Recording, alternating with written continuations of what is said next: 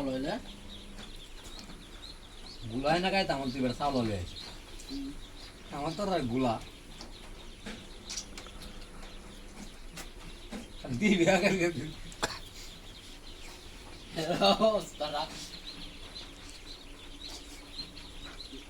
বেটা একদম কইবে হুম হুম হুম কইবে গেলাম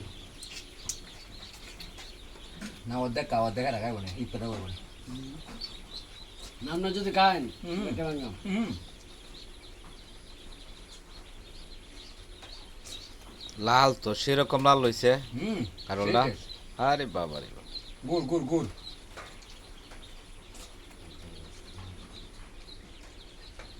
সেরকম লাল হইছে কাটতে গেলে কি তো